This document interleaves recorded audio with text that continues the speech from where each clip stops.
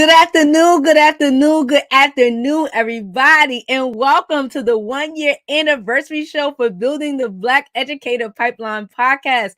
I am your host, Shayna Terrell, educator activist dedicated to the lifelong struggle of freedom and liberation for her people. It has been an entire year, y'all. Can y'all believe it? I am super humbled by this experience and super grateful for the opportunity to connect with so many dope people over the past year. But I'm even more grateful for all of you, to my co-conspirators and supporters for always vibing with us, watching and supporting the show, because we wouldn't have been able to do this without you guys. And shout out to Citizens Ed and the Center for Black Educator Development for creating this platform for us to talk to real people in the real struggle, doing the real work. Also, I would like to shout out the Center for Black Educator Development. We are reigniting our We Need Black Teachers campaign today. To find out more about our campaign, please visit www.weneedblackteachers.org. So today's show theme is building a Black educator pipeline across generations. We really want to reflect on the past year by connecting all of the generations together to strengthen the Black teacher pipeline. So today we'll be talking about intergenerational education, liberatory education, nation building, and also education policy and research. So many exciting topics and things today that you don't want to miss, and so many faces in the place, y'all, for us to be hype about. So our first set of segment guests, we're going to roll right in. We have Dr. Aisha Imani, head of school at Sankofa Freedom Academy and executive manager at Imhotep Charter. Juliana Artube, our 2021 National Teacher of the Year, and Horace Ryan, sophomore at Morehouse College and future leader and teacher in this nation, y'all. So please welcome my three guests for this very first segment. Hey, y'all. Hey. So, of course, I want to shout y'all out because each of y'all have been an integral part in making this show a success by being guests in the past. So thank you for coming on to celebrate our 1 year anniversary. Yeah, so I think it's pivotal, y'all, that we really start to talk about, to start the show off, we're really talking about the importance of intergenerational community education. And the reason why I wanted to start with this topic with the three of y'all is because, we have Dr. Mama, our elder, Juliana, you and I would be considered millennials, right? And then we have Brother Horace, leading this young nation who would be considered a part of Generation Z. And I think to really strengthen the Black teacher pipeline, people need to see the three iterations, right, of the pipeline, and how we move forward. But I would love to hear, and Mama, we can start with you. What do you think the importance of intergenerational community and education is? Wow. So let's just first establish that African people have never divided generations, right? We don't do generational wars, right? We build as a village, and we really understand the importance of like everybody's role in this, right? And so that definitely elders have to have somebody to pass the baton to, and there's a wisdom that comes from the experience that you have within your particular generational cultural context, right? And with your particular life experiences. And so no matter what it is that veteran teachers know, there's a knowing that comes with standing firmly in your generation.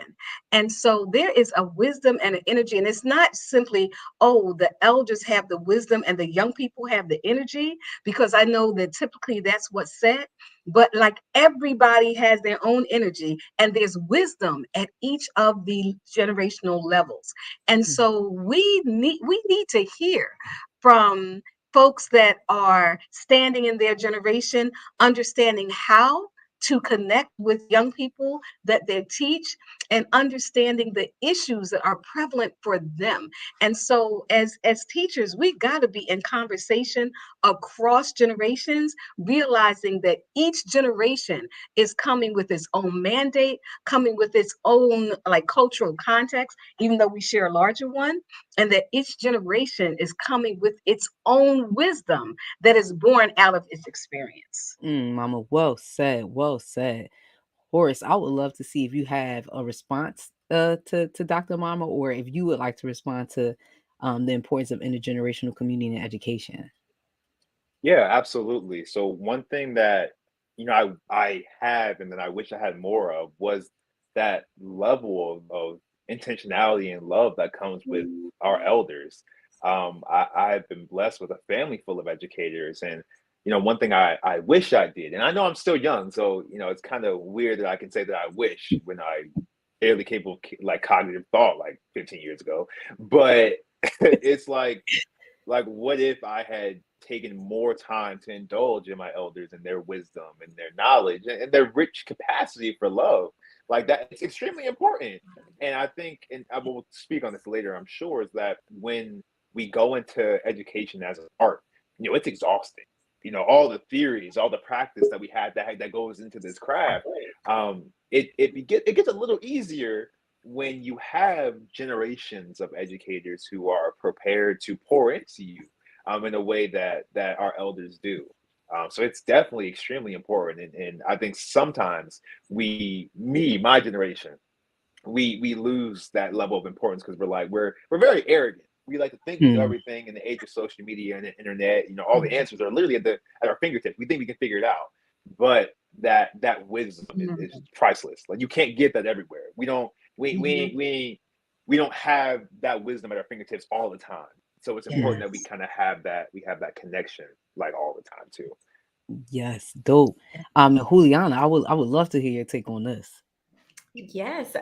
So first of all, congratulations, 1 year of an amazing podcast that Thank you. continues to ripple the internet waves. So congratulations to you all. It's an honor to be here with you all. I really appreciate this kind of work. And to build off of what Horace said, yes, our students need to see their family celebrated in their education. And education happens in absolutely anywhere a child is.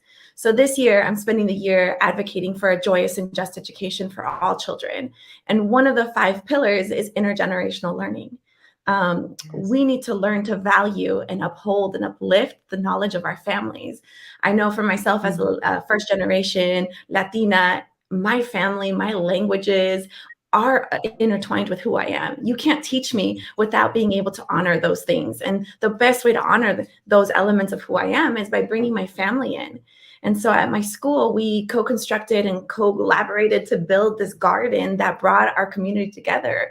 It was a space that equalized and dignified us all, including families that typically don't feel welcomed in our school spaces. But we ensured that they did. We ensured that they knew that we knew how much they knew and how valuable it was to have them help us build this garden.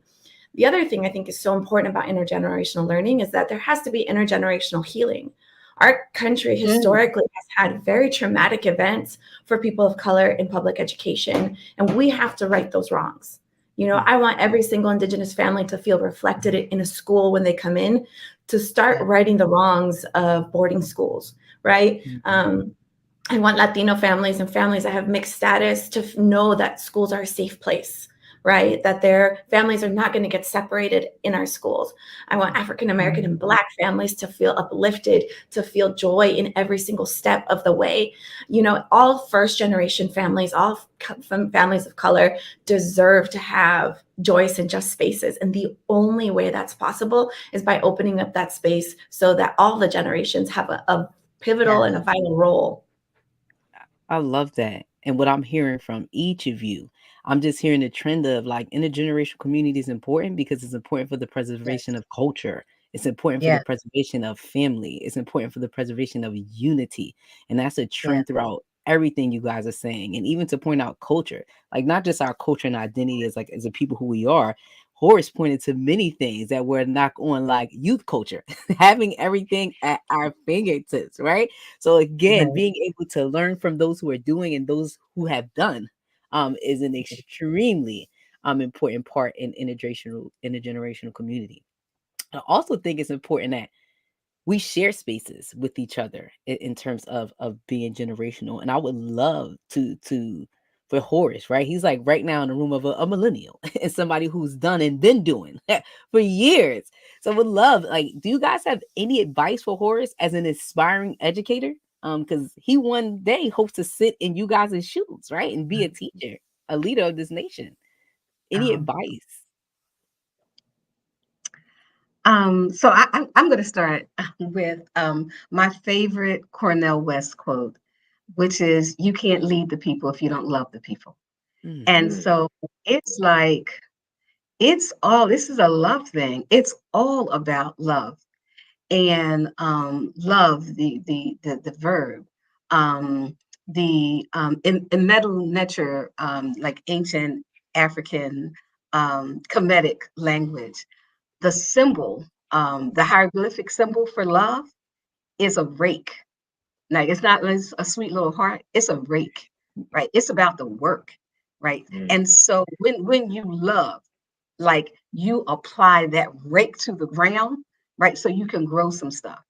Right. Mm. And so this idea that, yes, it's about the theories, and it's about the, curriculum, and it's about, values, and it's about justice, but not, and we have my eye. So it's about balance and order and righteousness, but none of that has meaning without love. And so mm, young men love.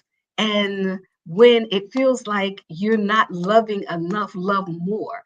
Right. And when Mm. it feels like the work isn't rooted in love, then just like be still, right? And reconnect with that love, right? But whether you're a leader of a school, like one day you're gonna lead your class, then you're gonna be leading schools, then you might be leading a school district, right?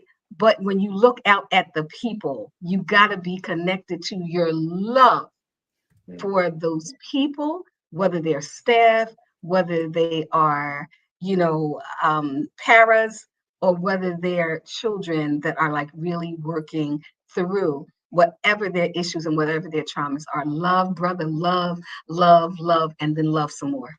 Mm, mhm. Yes. Doctora, that's beautiful. That's the heart of it, right? What we do is a practice of love. And you made me think of my favorite Alice Walker line, that hope is our best teacher and it gives us our toughest homework, right? Along with love comes with hope, right? Hope Mhm. for building this profession, building spaces for children that have everything everyone needs to thrive, right? You can do that. And so keeping the hope alive of how important the work of an educator is. I'm so grateful that you've chosen this profession, and I can't wait to see how many people your age continue to choose this profession.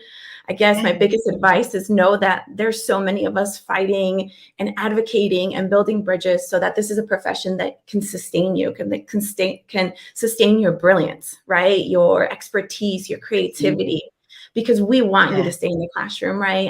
It's so important for our students to have teachers like you, Horace. And I think your name, you were probably destined to be a teacher.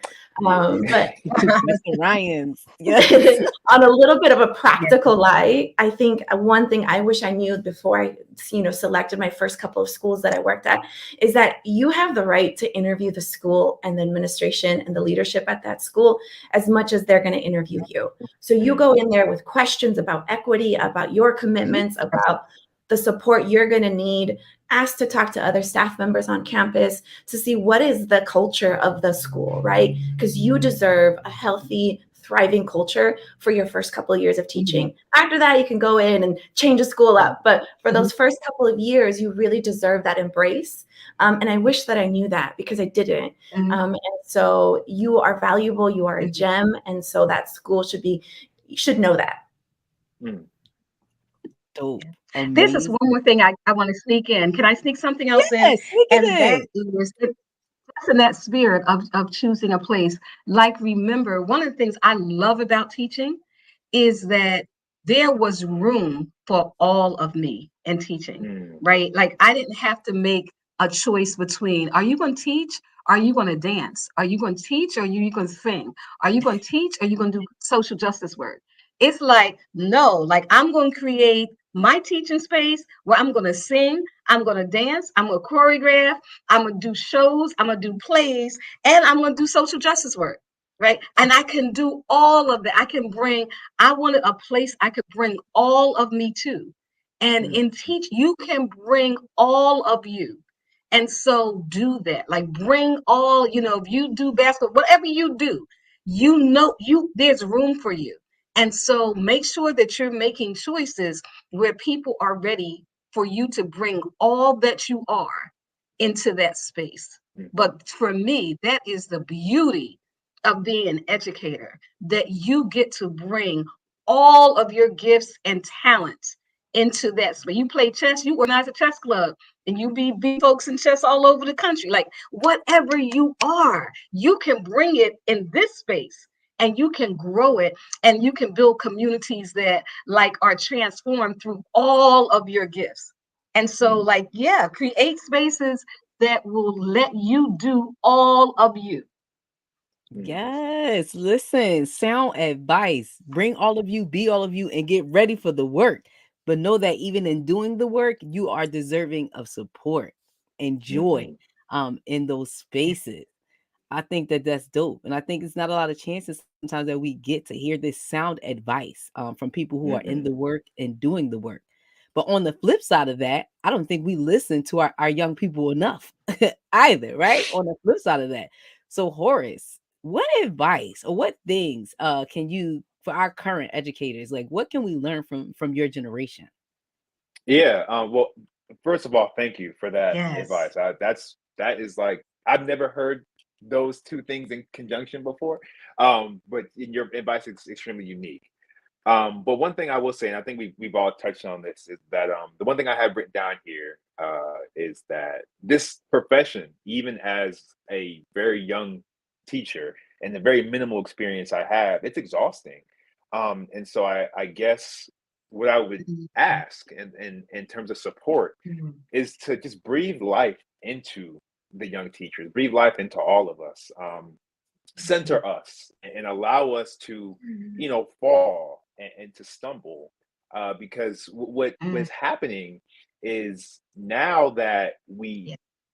there's a sense of like a deprofessionalizing teaching, and we have all these really cool programs that we say to these young people like, yes, go to a school, teach, change the lives of children, but that isn't just a task that you can pick up. And as much as I want to think that I can do that, I know that I can't. I want to be a scholar of this art. And so I read all the books. I love Bell Hooks. I love Cornell West. I love Mhm. Paulo Freire. Like I love all that, right? All the theory. Yeah. But when it comes down to actually doing it, it's hard. And I think a lot of young people are realizing that, and they're leaving teaching. We don't want to leave teaching, but Mhm. oftentimes we are so tired and we get burnt out so quick Mhm. because so many other people who aren't even involved in education are saying, "Yeah, go be Right. a teacher and you'll figure it out." Um, Mhm. but all I ask is that any young teacher is that Mhm. just breathe that life into us, because as you are doing for me right now, that's valuable to me. These are pieces of advice I'm probably just going to hang on top of my little shelf here so that I see it every day when I'm doing all the studying and all that stuff, because school. Um but that breath of life, for example, my older brother, Burrell, Shannon, you know Burrell. Yes. He I sent him a text every single Monday, just like just saying, "Have a great day, have a great week," and he breathed the same life into me. It's not like I haven't had the experience with other educators, but that text back always warms my heart, because without it, sometimes like Mhm. I feel sort of drained. And so yeah, centering us and breathing Mhm. life into us is what I ask, because that it changes and it makes a Mhm. difference. Having that community makes an extreme difference.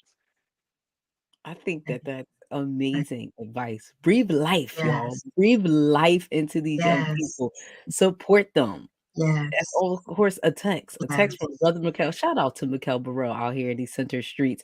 I'm doing the work, breathing life into our young men out here. Mhm. So much appreciated. Dr. Mhm. Mama Juliana, would you like to respond to what Horace said before we wrap?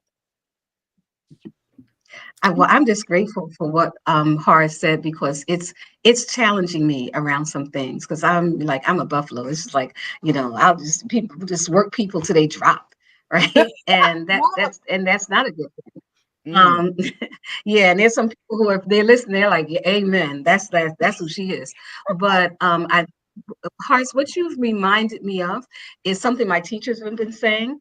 But you're saying it is saying to me, you better listen, and you need to listen more deeply. And that is, in the Freedom School movement, we have something called Sustaining the Soul that serves. And I've been trying to figure out like how to make that more of a part of what we do, and just hearing you today, it's like confirmation that I got to get serious about that. Like I have to get serious about sustaining the soul, being a part, like an integral part of like what professional development is, or creating spaces where teachers can actually learn how to sustain themselves. Because oftentimes we're so self-sacrificing that we don't even know how to renew and to replenish. And so we think about training teachers how to help children to pass tests, but you've reminded me today, we have to figure out ways of actually building in to our teacher curriculum, like how finding your way of sustaining yourself, because that's critical. So I thank you for that, because I needed to hear your word today. Yes. I agree. I mean, one of the things that I kept feeling while you were talking, Horace, about, and it's something that comes up often for me, it's that this is slow work. Building community, building just spaces, becoming a teacher that you can be effective and effective. It's slow work, and it's work worth doing. And it's often at the urgency of our times and the urgency of the systems and the models. And so part of, I think, of our resistance is resisting that one size fits all, magic wand, overnight type of thing. It took me years to fully understand how to get to know a child. It took me years to understand how to listen, how to make space so kids could tell me their full stories, right? And I could have space for that story to bounce inside of me and then be reflected in the learning. That takes practice of years. And it goes along with this idea that we shouldn't just drop brand new teachers in a classroom and say, good luck. You know, that the collaboration is a heartbeat of teaching.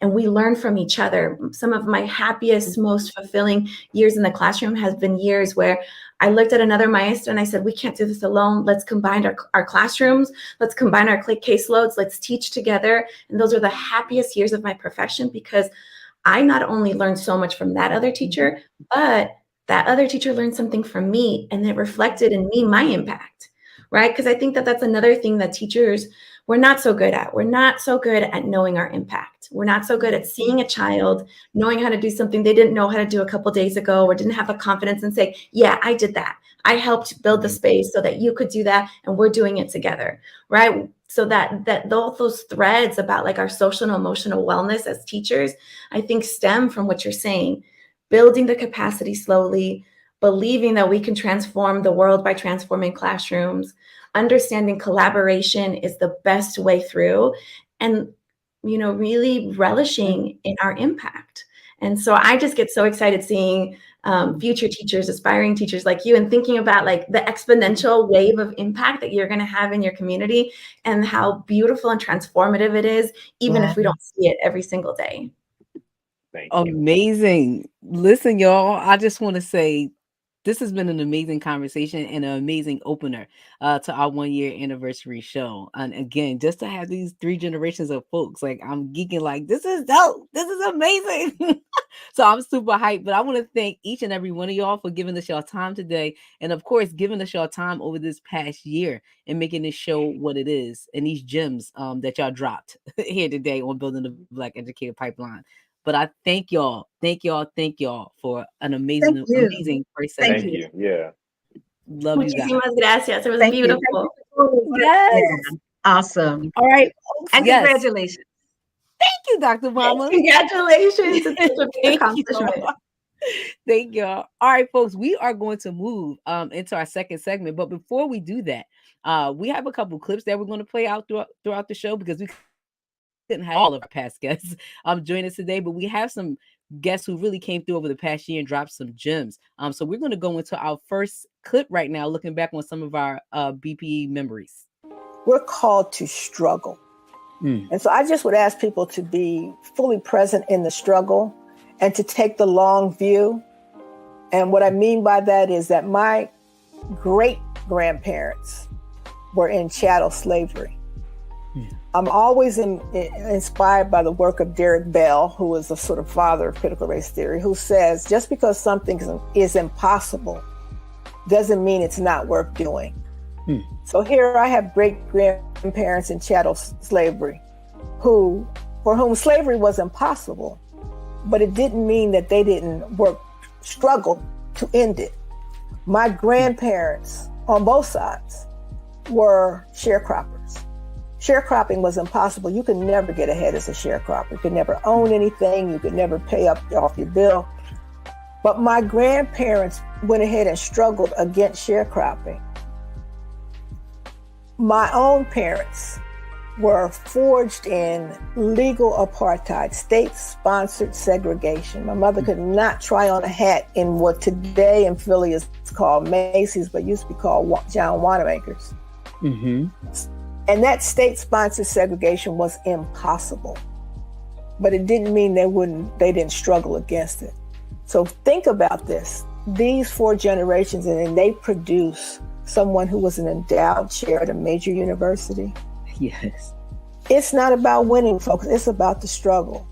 So the thing that we are being asked to do is not harder than slavery.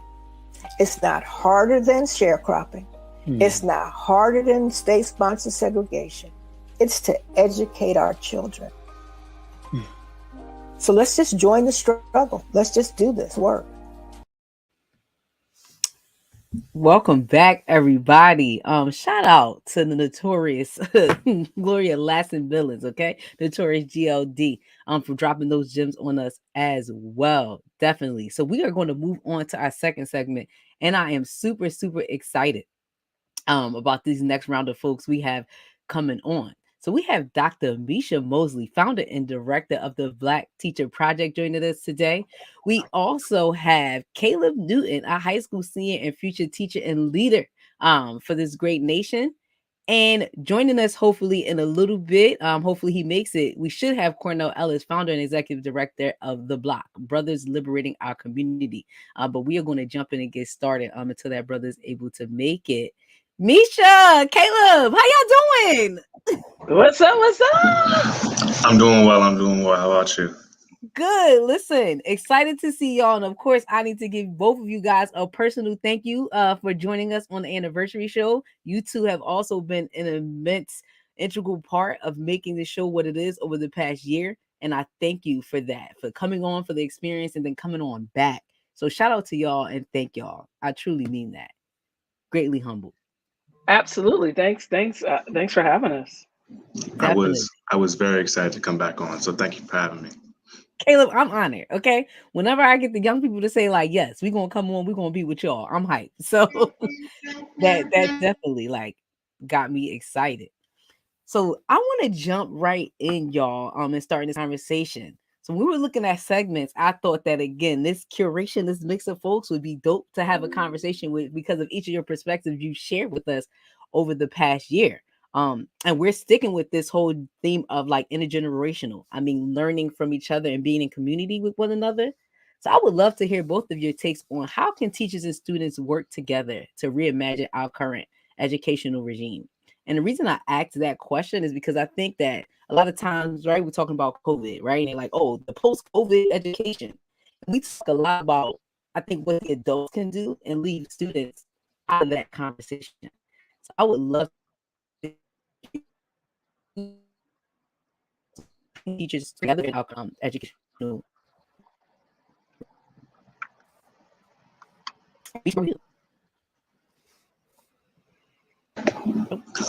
Well, for me, I think a more diverse curriculum would help a lot. I think a lot of textbooks and teachings are focused on a Eurocentric or taught through a Eurocentric lens. I think that if we broke down that precedent, more non-white groups such as African Americans, Latinx, and Asian groups would feel more liberated by the education that they're getting in schools. Perfect. I think I was frozen for a while, but I think I'm back. So Caleb, thank you for sliding on in with your response. Misha, I would love to hear from you. Yeah, I think so much of the challenge that we're in is that we're using 20th century methodologies for a 21st century experience. I think gone are the days when the teacher knew everything. Young folks can Google it faster than we can talk about it.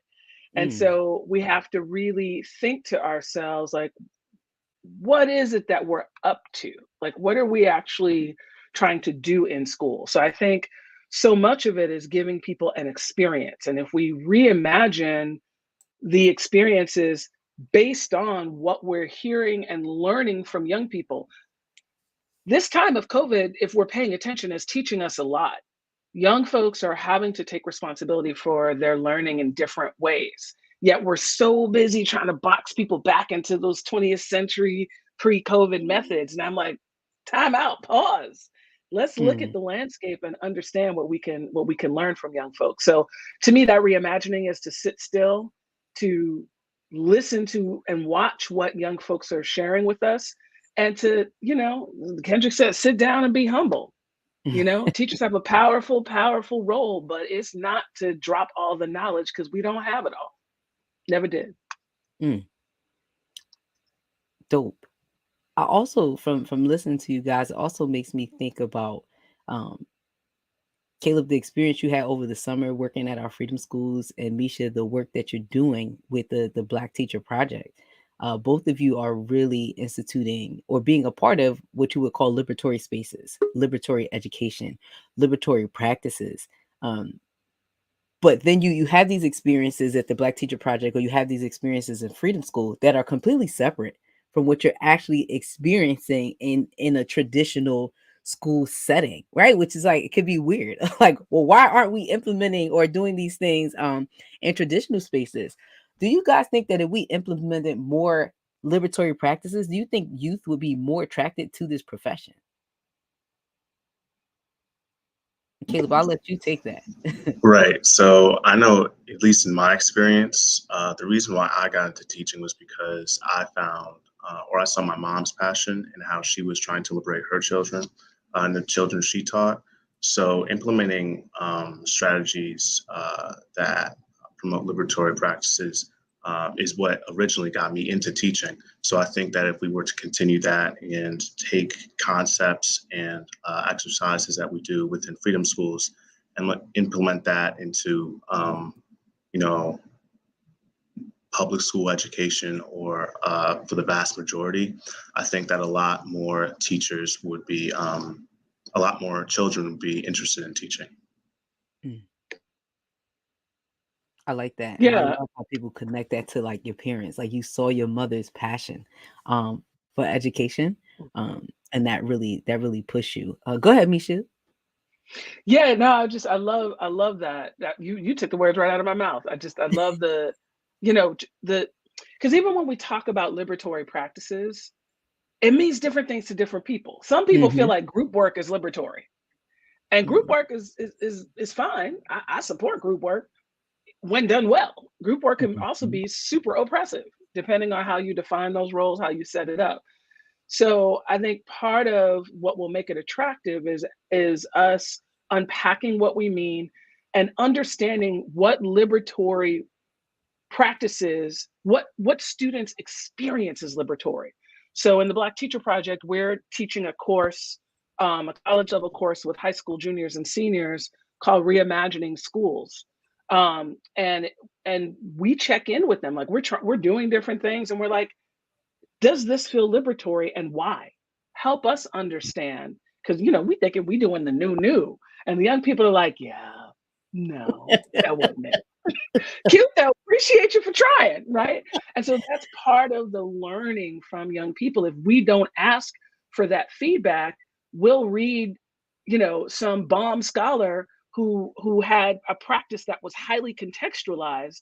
We'll try to replicate it, only do it kind of so, and then it doesn't feel liberatory. So to me, part of the liberation is engaging young people in the process. And that includes ongoing feedback where we respond. We don't just ask folks and then try to fix it behind closed doors. There's the practice of co-creation, to me, is a key component to a liberatory, like, overall practice.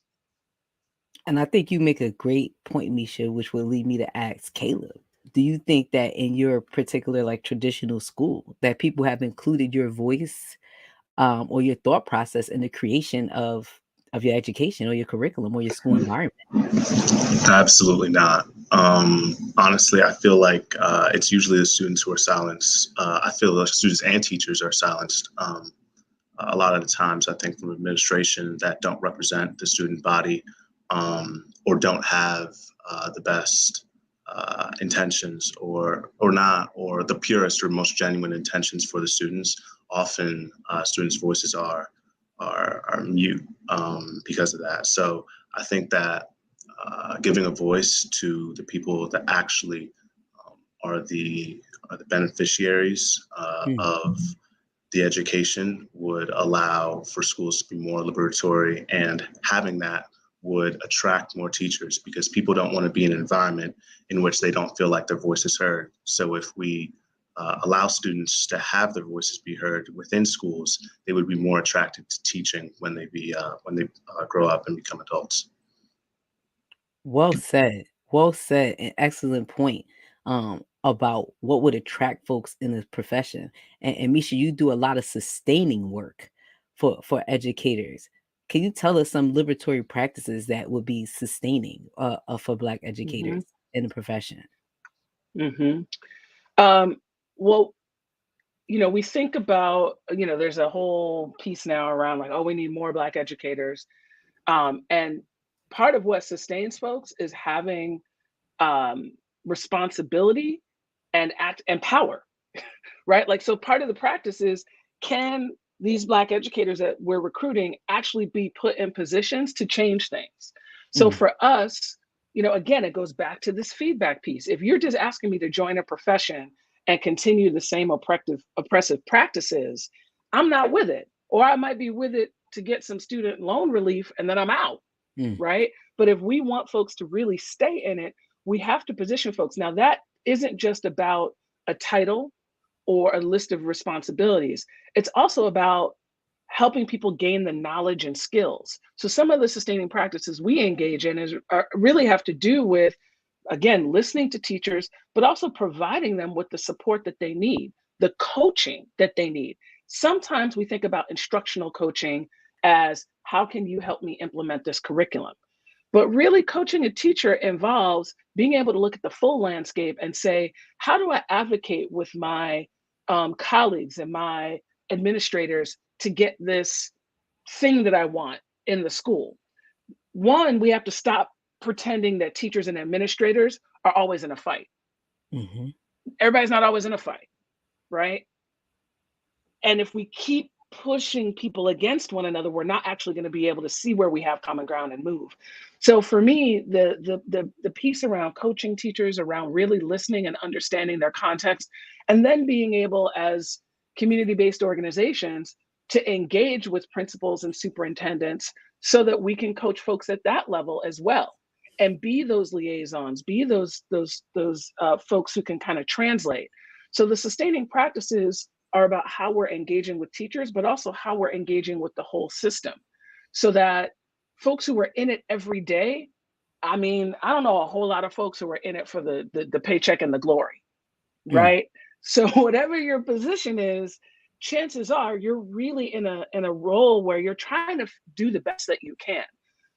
Former, like, teachers were students, principals were teachers. Like, we have to create some empathy for the roles, but also support people in pushing past the 20th century limitations of those roles.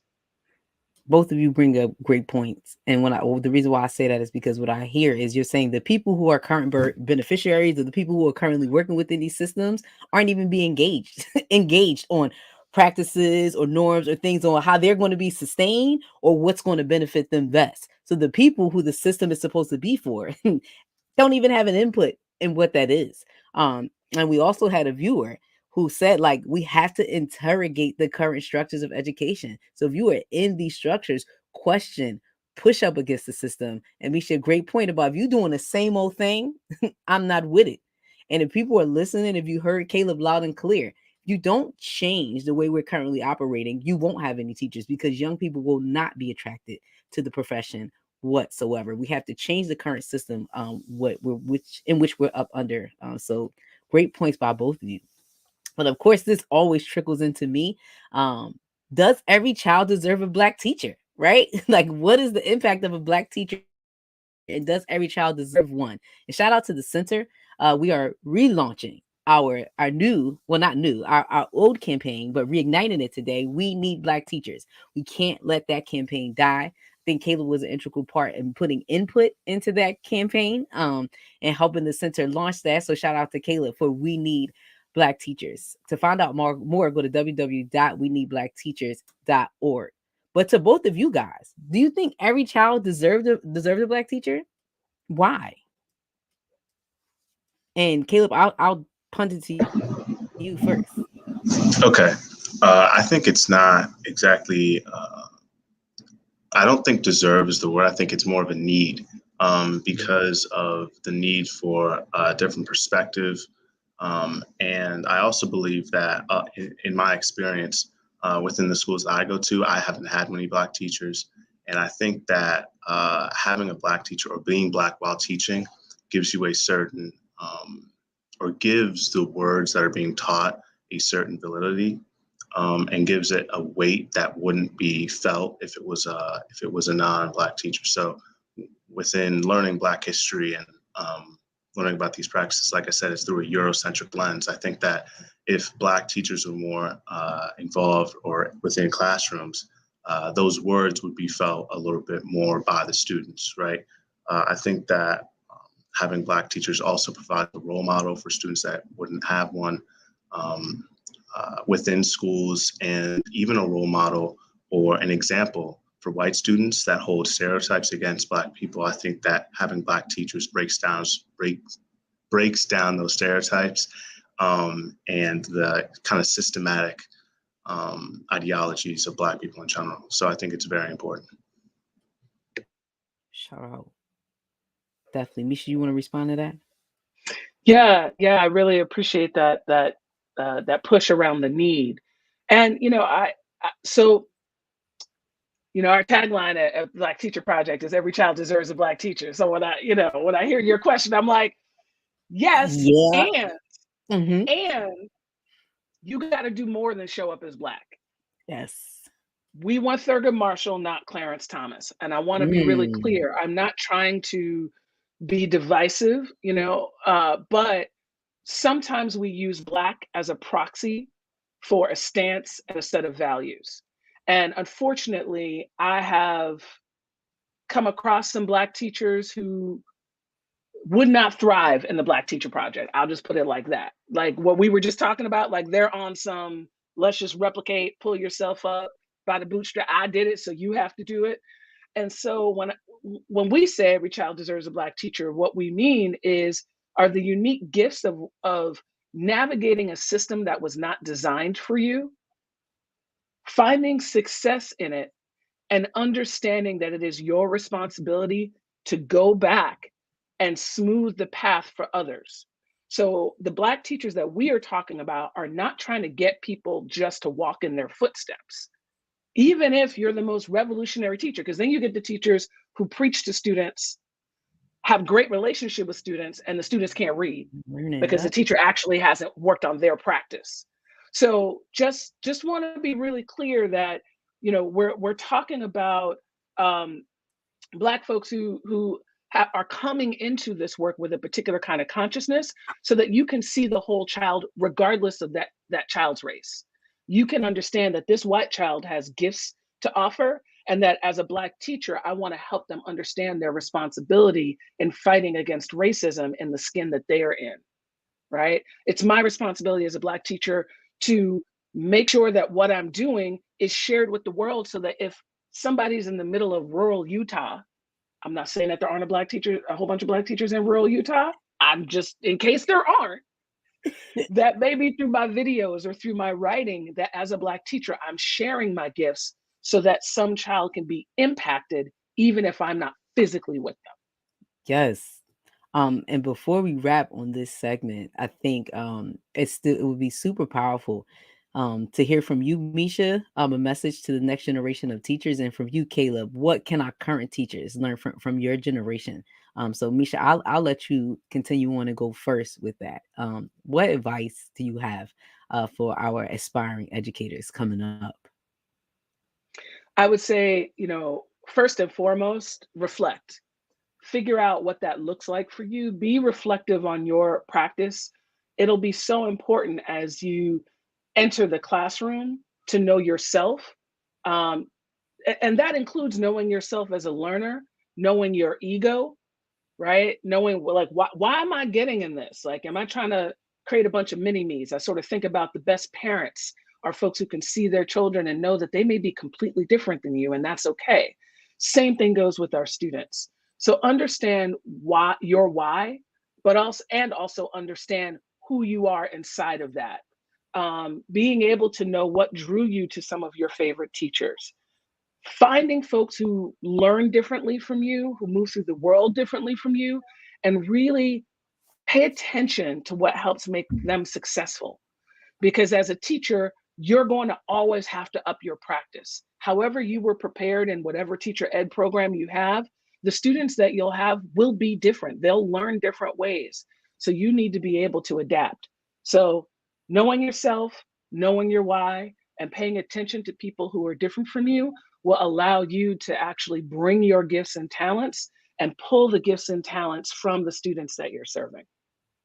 Yes, sound advice. And Caleb, what advice do you have for current teachers? What can we learn from you and your generation? I think that current teachers need to be an ally for their students.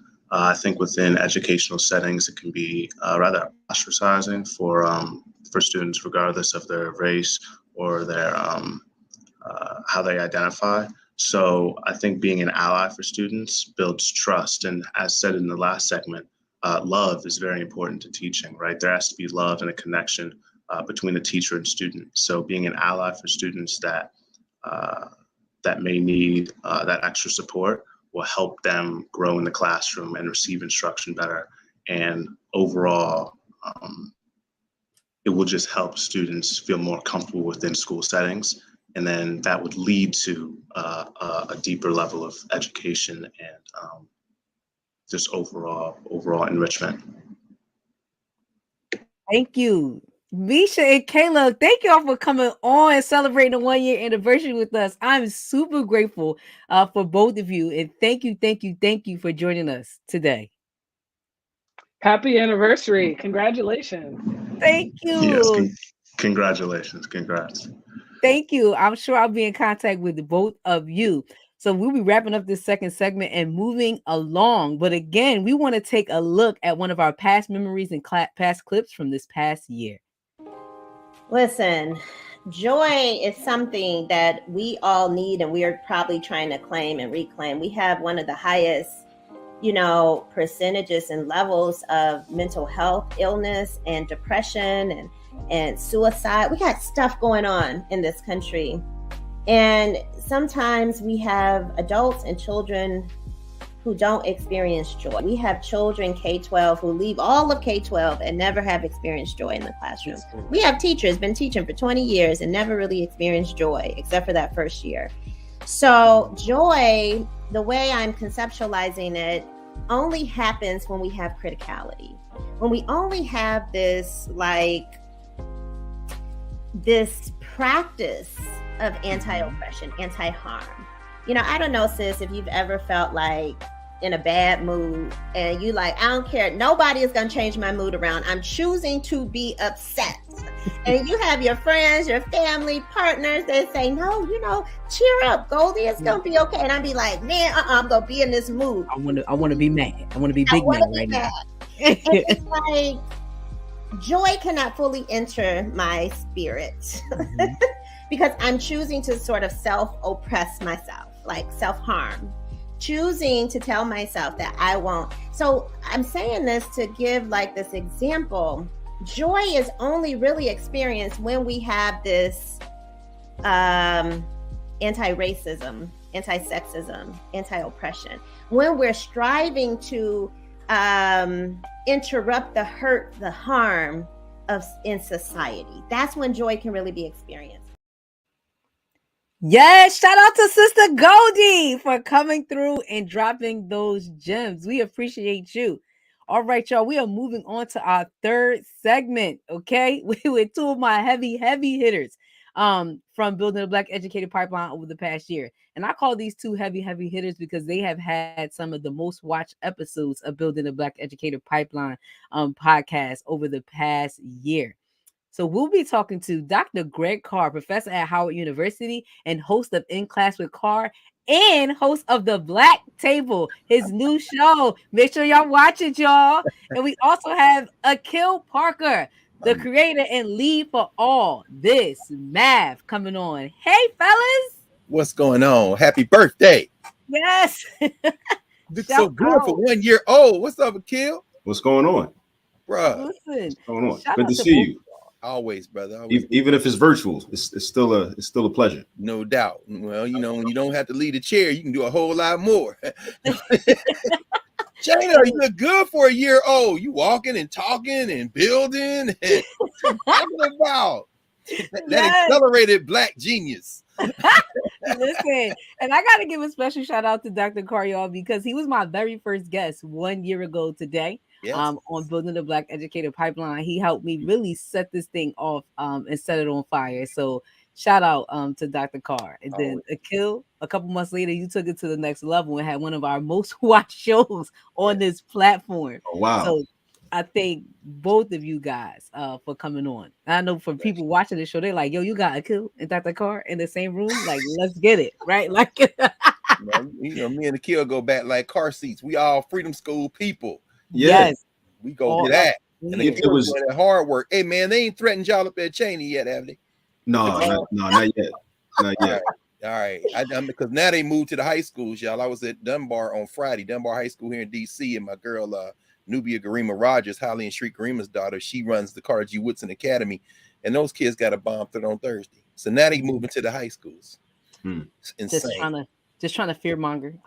No question. And we ain't scared. Never scared. Never scared. Never. No question. No Listen. So I got the two of you in a room, right? I thought it would be dope for us to really talk about a conversation and Black people's role in education and just nation building, right? Because the two of you talk about that separately all the time. So you just hinted right now to the bomb threat. So what's happening, like, and all the things that are going on in this country to Black people? Do you guys think that independent nation building is needed now more than ever in our community? What are you guys' thoughts on that? Go ahead, Keel. You building hardcore, bro. So when I think about this question, I kind of think that it's probably needed just as much as it has always been needed. Typically, like, kind of. When we're asked these types of questions, a lot of times we tend to react to things that are taking place in the media and around us in our surrounding areas, and we see a sense of urgency. But then, like, when you look at things in a historical context, you start to think that, well, yeah, this is something that we've always needed. Independent nation building, we needed it then. We just as much as we need it now. So I would say. Not more than ever, but definitely now, but not necessarily more than ever. I think it's, and I think that that's beneficial if we look at it, beneficial to us if we look at it in that way, because then it, makes it more suitable for us to go back and look into the history and what we've been successful at in the past in terms of trying to do it, and what we've been unsuccessful at in the past in terms of trying to do it, and take those lessons and then try to apply them today in this current moment. Yes, I agree. Your response to that? I agree wholeheartedly. We're sitting here on the 24th of February. Vladimir Putin has invaded the Ukraine, and most people can't find Ukraine on a map. Don't know that Europe, for all intents and purposes, for millennia was basically the Wild West of Asia, and that we're speaking English because the Western Hemisphere became the Wild West of Europe. And so when we start talking about nations, there's a book that came out a few months ago called Born in Blackness by Brother Howard French.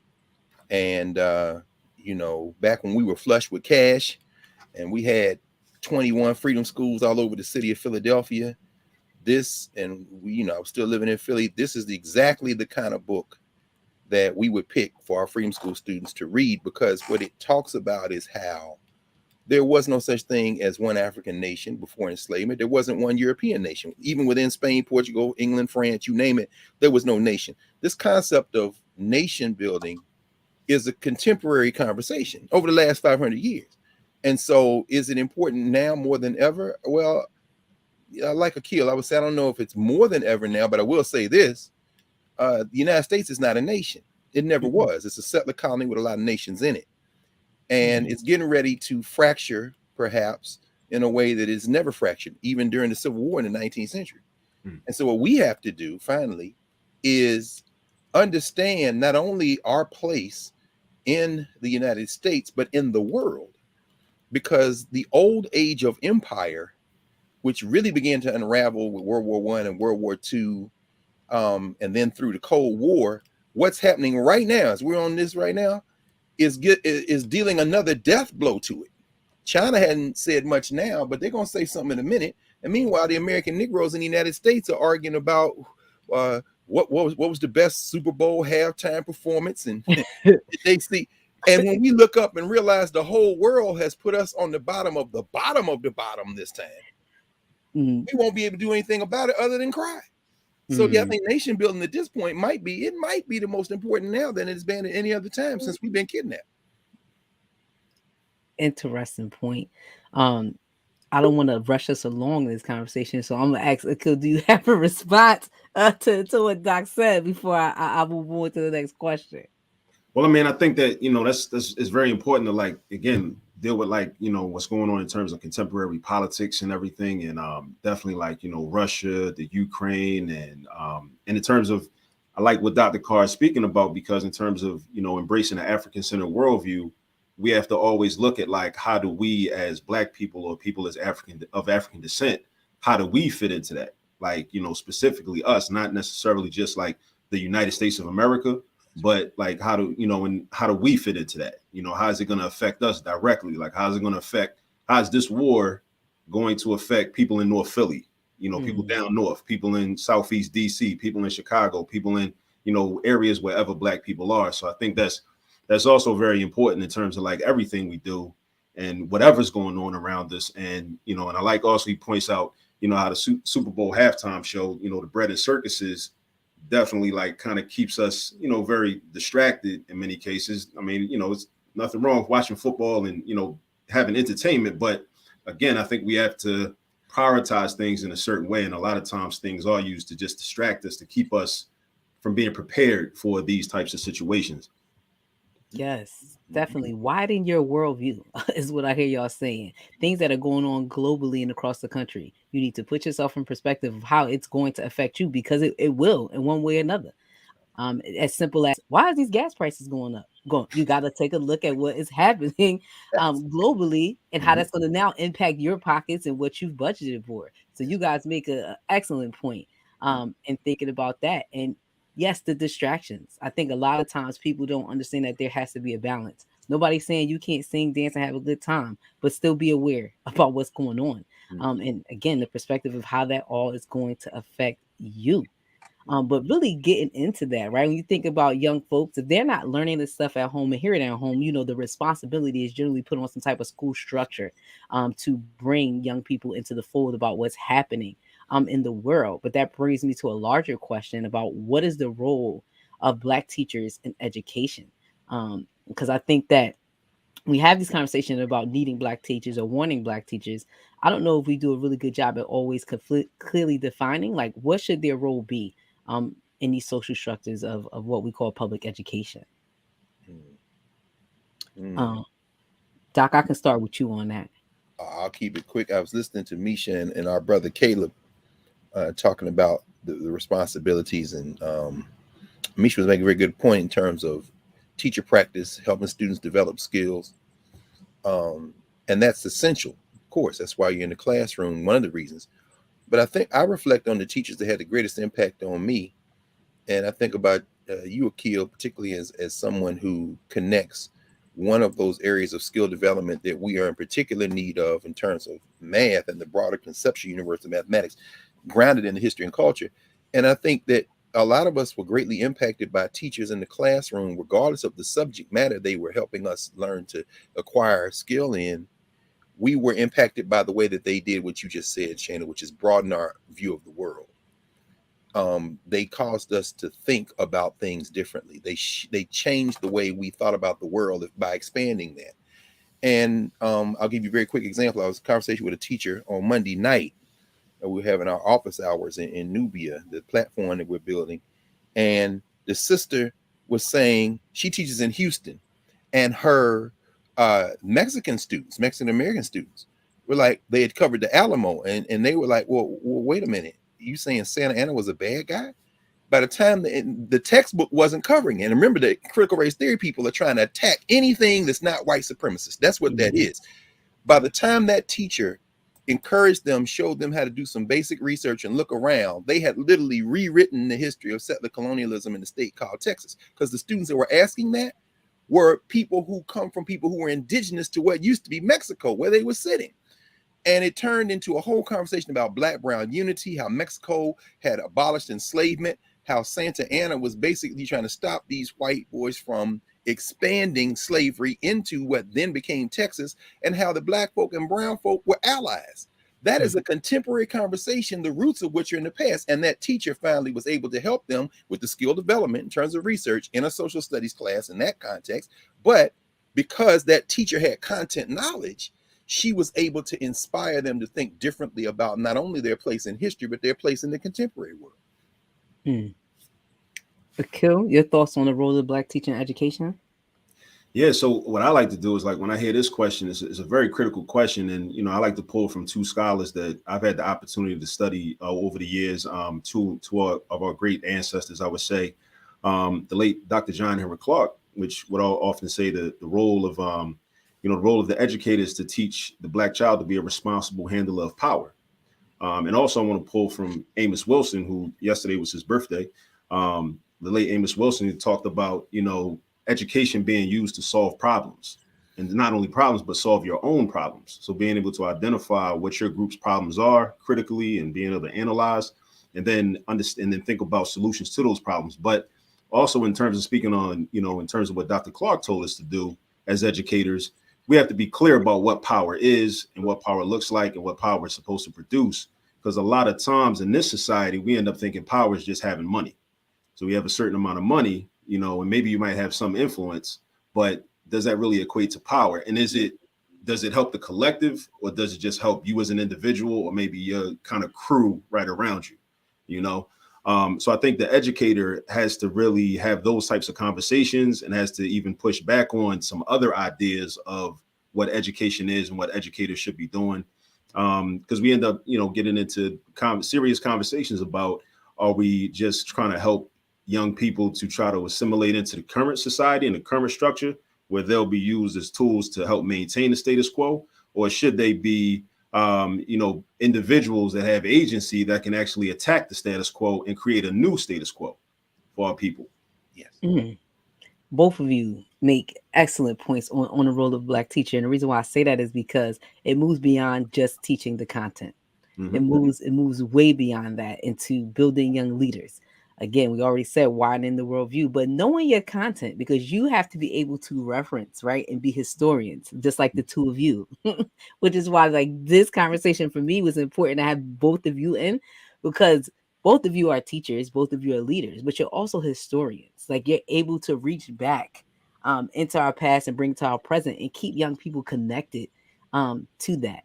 And you keep everybody's eyes open for what I feel like folks always talking about, like reinventing the wheel. And I think it's both of you guys who sometimes like humble folks in the conversation, like, whoa.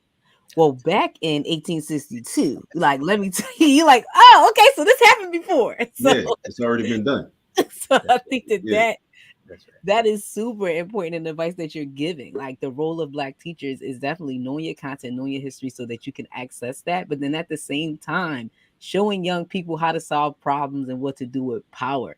And I don't think that teachers always think of themselves in those positions and in that role to be able to do that for our young folks. So definitely shout out for referencing both of that. Yeah. Could I add something else? Sure. So yeah, matter of fact, on Tuesday, I was having a conversation with my students here at Cheney in my math methods course. And I was telling them, I was like, listen, this is not a small undertaking. Like, you all have decided to major in education and to become teachers. So what you may not realize is that, now in the media and everything, there's a lot of conversation around, gun violence in Philadelphia. So what you do in the classroom is going to have a direct impact on the amount of gun violence that there will be in the community. And that's not to, and I was very clear to let them know, it doesn't mean that the people that are pulling the triggers are necessarily bad human beings, but people really respond to the environments that they're in. And everybody's got to eat. We need food, clothing, and shelter. So people are going to decide how to acquire and access food, clothing, and shelter the best way they know how. And a lot of times, especially if students are, they don't have English literacy skills, they don't have mathematics literacy skills, those problems become compounded over the years. So even if you're like a K-2 instructor and you're not able, like, as you say, Shayna, like mastering your content, if you haven't mastered your content and then you can't really deliver that content, then you have these young children that, will not learn what they need to learn, to form that foundation, like in the classroom. And then they end up being in high school, and I've ran into so many high school students in a geometry class or an algebra 2 class that really didn't know their multiplication facts. And then it becomes more feasible for them to say, like, you know what, I'm about to hit the track, or I'm about to hit these streets, because, and it's not only the teacher's fault, but there's a lot of factors that all converge, and a lot of influences that converge that are going to cause these problems. But as a teacher, you're one of those people that's like, okay, like I'm either good, like what I do or what I don't do is really going to affect this society, in a very real way. And I think we gotta start thinking, because even me, like I think back 15 years ago, a lot of mistakes that I've made, a lot of things that I could have taught better, should have taught better, would have, if I'd have known better, had a different skill set, right? That's affected the city of Philadelphia, and different types of violence that have taken place in Philadelphia. So I think like Black teachers should think about that, and we all should think about these type of impacts, because this is how what we do really matters in a real way. Yes, seeing yourself as a part of the larger community and seeing your work as a teacher impacting that. So I always say this, like these young people that we have in our schools and our classrooms, like they grow up and they become real people. Yeah, so a lot of folks who are committing violent crimes right now, they sat in somebody's classroom and they didn't learn multiplication facts, or they sat in somebody's classroom and some of our past show information, like they weren't taught how to read. And we know that is a major correlation between people who end up in jail or who get quality education. So excellent point. But this also leads me into another bigger, and I would say not a little controversial question, but do Black teachers have the responsibility to stay in all Black school districts? So as we're talking about this, I've seen a number of views on this, but if I'm a Black teacher and I'm rolling into education, is it my duty to make a commitment in committing to schools where there are predominantly Black children? And Dr. Carr, I'll let you roll up on this one first. I would say no, because I agree with Misha. It depends on what kind of Black teacher you are. If you're the type of Black teacher we're talking about, that all of us aspire to be and apprenticed with and are trying to duplicate ourselves for a different age. I look at Brother Caleb, for example. The old saying goes, a teacher touches the future. None of us know where that energy goes. And as Akil said, we do our best, we hope for the best, and we see. I like to think that John Clark and Asa Hilliard and Jacob Carruthers and Barbara Sizemore and all the educators I had a chance to sit with and apprentice with would look at me now and say, okay, we didn't know what it was going to look like, but we invested in you. If those are the kind of teachers we're talking about, you don't have to ask that question. They're going to stay in the Black districts. They're going to stay in the Black districts. They're going to be like that first ranked teaching corps that I sat with at Dunbar High School on Friday. They are there because they want to be there. Akil is at Cheney because he wants to be there. I'm at Howard because I want to be here. You're at the center and working with Freedom Schools and all the programs you're doing and building that pipeline because you want to be there. Now, them other Negroes who decide to go into teaching, we're happy to have them. They help the demographic a little bit. You see a Black face and sometimes they might get a little fired up and say something on the right side of history, and that's beautiful too. But I'm really not concerned where they go. In fact, I would probably prefer they be the ambassadors in those other spaces. And then finally, there are going to be some Black teachers who, because people other than Black folk need to see us, they're going to make the choice. And for me, it would be a sacrifice to go into those non-Black spaces and do their work. I spent time doing that. And fortunately, I don't have to do that anymore because there are different ways to be able to reach it. And so, no, for me, the answer generally is no, because the people we're talking about, the kind of people we're recruiting, they're going to come without being coaxed. Cool. Yeah, I think it depends. I think it depends on the end goal, and I think this is a situation like so many situations where we have to start with the end in mind and then kind of reverse engineer. So if you have a goal of maybe you want to develop STEM programming for your community, for the inner city community, you want to create independent educational spaces. And then you have an opportunity to go out to the suburbs, with the white folks, where they have, higher tax base and they got more resources and whatnot. And you really just want to learn, like, okay, how do I use this equipment? How do I use this technology? And then because I really want to bring it back to the hood. So we're starting with that as the end goal. And we're kind of back mapping and saying, okay, well, I'm gonna go out here with these white people. And I'm gonna learn, and I'm gonna develop my craft in that way, in that space. And then later on, I'm bringing it back to our people. So I guess it's like on a case by case basis. Really depends on what the end goal is, and that's what we got to do. We got to think about what the end game is, and hope that a lot more of us are starting to think about developing these independent educational institutions. Anyway, because I think that's definitely a key. Got you. So we did have one question from the chat, and we got time to answer this. We keep the answers brief, but it was a great question. It said, how do you guide teachers who do not work in independent educational institutions to teach the way Dr. Clark and Amos Wilson advocated? So how do you guide those people who aren't in those independent spaces? What advice would you guys have for them? There's no substitute for study and continue to practice your craft, hard work. Dr. Clark, for example, with the Harry U Act program, they had the, his classrooms were the equivalent then of what we try with Freedom Schools now. He had a young brother who was a high school student at Power Memorial High School whose life was forever changed by being in John Clark's classroom. At the time Clark had him as a teenager, his name was Lou Alcindor. Now we know him as Kareem Abdul-Jabbar, and he continues to write books on Black history. And it was a program, a soft money program. The money dried up, the program disappeared.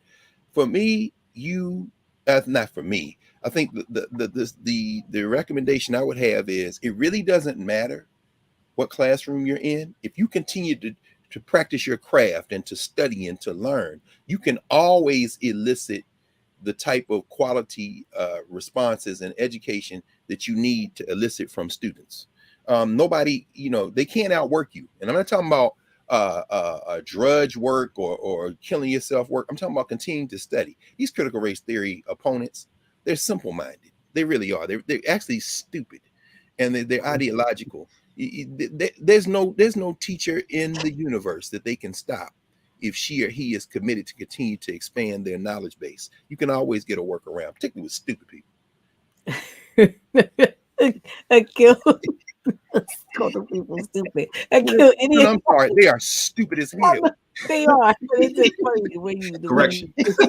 All wrapped up in intelligence, and they stupid. Okay, yes, it's stupid. Akil, any advice on that? How to guide teachers who aren't in an independent school setting? I mean, the teachers themselves have to want that, but I think also there has to be a certain marketing that we have to do of those individuals, because there are a lot of people among us, a lot of Black teachers right now that have never heard of Dr. John Henrik Clark, have never heard of Dr. Amos Wilson, and that really becomes an issue of marketing and PR and propagandizing, really. And one of the things that I'm trying to be more intentional about is using this social media, which really in many times, in many cases, can be very toxic to our people, but I'm trying to use it as a more of a viable, beneficial tool to expose these great exemplars from our history and make them and kind of take them out of obscurity, because for a lot of us, like we're familiar with these people, but there's so many of our people among us and so many people that are in schools and in classrooms on a daily basis that have never even heard of these people's names. But the beauty of it is, once you hear their name and then once you start to know who they were, it's not going to take long for you to feel like, okay, I want to learn more about him. I want to study him more. I want to study this other system more. I want to, like you mentioned, Barbara Sizemore. And now with YouTube, now we've got lectures, we got speeches and everything that we can just send links. We can just take out your smartphone and just send somebody a link, like check this out, or check this out, or check that out. Even before we get into then we can get into the books and do the study groups and whatnot, because these people left a lot of information. They left a lot of writing. They left a lot of ideas. But I definitely think we have to propagandize these people better and their work much better. Definitely. And then it's not going to be hard work. We're not going to have to force feed people, because it's like, it speaks for itself. Their work speaks for itself, and their example speaks for itself. And the things that they say just make sense. They just make sense. And then even if you're talking about like YouTube presentations and lectures, I mean, it's like you kind of feel like, you watch an old, like, Dr. Clark lecture or Asa Hilliard lecture, you kind of feel like, you're sitting there listening to your grandpa, be your dad or somebody, it's like talking to you. And like, it just feels good. And then when you're as a classroom teacher, you hear them say things that give you confirmation that you're not crazy, because you recognize things that are going on in these schools and in these classrooms that don't make sense and that should not be, and that are not in the best interest of these young children that you care about and you're responsible for. And then you hear like, oh, this is lecture from like 20 years ago, 30 years ago. Oh, they was already talking about that. Okay, so I'm really not crazy. Okay, yeah. So, and now you're going to want to go, you're going to go down that rabbit hole, and you're going to want to find more speeches and more people, and then hopefully, and then that influence, it's just like music, like, the ideas inside music are going to filter into your subconscious. You're going to start to behave in certain ways. Their ideas are going to affect your teaching, not just your teaching, but just your everyday existence. Thank you. And thank both of you. So what I'm hearing to encourage these teachers, if they're committed, nothing can stop them. But propagandize, folks, in this language that we're hearing, put it out there so people are connected to it. But of course, I want to thank both of you for coming on. And again, the success that you have added to this platform of building the Black Educator Pipeline. Like I said, 2 of the most watched episodes came from the 2 of you. I'm humble and I'm grateful for the experience of having you on this show. So thank y'all both so much. Thank you. And Doc, thank you. Doc, I know you're going to stick around to wrap up the show with me, so don't you leave. No, I'm sitting here reading the newspaper, trying to figure out there's going to be World War III. Oh, my goodness. Anyway, yes. Thank both of y'all. I really appreciate y'all coming on. Yes. I appreciate it. All right, y'all. So we are going to move on to segment 4. And do we have a segment for our last segment? But before we jump into our last segment, we want to get into, again, another video looking back on a past memory from building the Black Educator Pipeline. To the young activists, we always say you have to be in the community. It can't just be at a crisis moment. Sure, people will come out, for a day or for a few days to march. But real organization is around people having something to work toward every day, and to recognize that oppression is a multi-tentacled octopus, that it's strangling on all levels. If you can teach people that, how to organize in that. We had a saying that we'd say in the movement that everyone can be a revolutionary. Everyone doesn't have to be a Panther, right? So let the teachers teach, let the bakers bake, let the healers heal, let the artists create, but let them do it with a revolutionary consciousness and a revolutionary spirit. Welcome back, y'all. So I'm excited for this 4th segment. I was just thinking in my head all the songs I want to sing to like introduce this segment. All the women that's independent, like who run the world, girls. Like I was just hyped. And that's because we have a power group coming on to join us for this very last segment. So we have Dr. Constance Lindsay, professor and researcher at the University of North Carolina, Chapel Hill. We also have Dr. Kalila Harris, managing director at the Center for Progress, and Haley Taylor Schultz, an author, public speaker, a 3rd-year law student, and host of Zooming with Gen Z. And Taylor, I didn't want to get your age wrong, but it's important for folks to note, right? Because I've been introducing like my high school students or my sophomore college students. You're a 3rd-year law student. By no means, though, are you like grown. You tell people how old you are, though? I'm 19. 19, 3rd year in law school, y'all, because she's been out here working, child. But great perspective from her generation. But welcome, everybody. Hey, girls. Hey, fam. Listen, I'm hyped to have y'all on. And Haley, we have been doing this thing cross-platform. You've been on Zooming with Gen Z, and I've been here in this space. So happy to have you on here for the first time in building the Black Educator Pipeline and being the presence of these 2 amazing women. Okay, both my doctors in the house. And shout out to both of y'all for the past year coming on the show and again making this show a success and what it is. Dr. Lindsay, right after Dr. Carr, you were like my first like unfamiliar guest, right? The guest that I don't know. So I just want to appreciate y'all again for coming on, for giving me a chance, and for giving this show a chance. So much appreciation to the both of you. Well, thank you for having us. Of course. So listen, well, I have this powerhouse group, right? Like all of y'all right here. We talk a lot, of course, on the show because it's building the Black educator pipeline, just about like teaching and curriculum in general. But you all are in another sector of education, which is extremely important and really should be politicized, like and publicized way more. And that's education. That's education research and policy. And the reason why you guys' work is so important, the laws, right? The laws that are made and the impact that education actually has on this nation is done through the work that you guys are in. So this is a super important segment, not just because we have powerful women here, but because of the work that you guys are actually doing out here. So shout out to y'all and thank y'all for coming. So I would love to start this thing off with just talking about what is the relationship between research and policy and education. Again, I think it's something that's just overlooked. Like if I ask people, what's the relationship of curriculum, right? People can like spout that off, but I don't know if people really understand what's the relationship between research and policy in the education sector, and how those two intersect. Dr. Lindsay, we can start and jump off with you. Sure, sure. So that's a great question. And I think it's super important, in particular for Black folks to understand this relationship between research and evidence and policy making. A lot of times when new policies are written, they're always drawing from a body of research. And so it's really important that, those of us that are interested in positive outcomes for Black students can sort of show what we know in terms of research so that when policymakers are looking for evidence, or looking for explanations or trying to decide what to do, that they have that research available to them, and it's available to them in the settings and places that folks go to for policymaking evidence.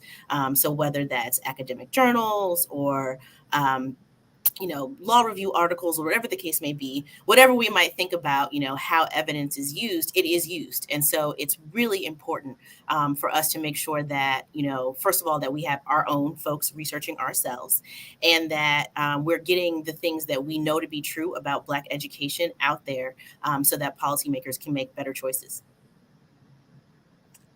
Yes. Dr. Harris, I'm going to toss it on over to you, the relationship between research and policy. First of all, thank you for having me. Happy anniversary. I'm so glad to be here with you all and with this dope panel of awesome women. Just piggybacking on what Dr. Lindsay just said, it's so important for us to have evidence. But I'll take it a step further and say the evidence should not be at the hands of others who are seeking data only to support the ways that they oppress us. And when we think about policies often in the education sector, we've discussed this before, have been done to people instead of with people. In the last 10 years, you have all kinds of surveys and polls and studies that show Black people support this and Black people support that. And then when you peel the onion back and say, but what about all of the children? Then the support it wanes, right? It's like Black people support if it's going to support all the children, but if you're asking Black people to only do for their own children and not for all the children in the village, then their support is not going to be there. And you ought to have started with what they want to see as opposed to researching what you want them to see. And so when we create policies, if the policies aren't reflecting what we know to be the expertise of community, coupled with the expertise of researchers and other practitioners in the field, you're never going to get policies that actually reach the goal that I have for children, and that's Black liberation. And so when people aren't clear about the ways research and policy connect, that policies aren't just coming out of the sky, somebody has a purpose behind those policies, and they will find research to support that. If we don't have folk going into the academic field and becoming scholars and doing participatory research with our communities, that too is also going to have an effect on whether or not those policies are for us or against us. So it's critical that we understand those linkages. And as you said, it's important for us to make sure the general public understands those linkages. And like Dr. Lindsay said, that they can find that information in places that they frequent for information. So putting it in a lofty academic journal, putting it in places that, everyday people can't access or wouldn't access, putting it in places where teachers and school leaders would not think to access is not really research that's for the people. And it's important that we focus on that as well. Haley, you have a response to that? Yeah, absolutely. To kind of just build off what Dr. Harris said, there's a lot of purposeful research. If you look for it, you see that one Black teacher has it makes students a 13% increase in going to and graduating from college.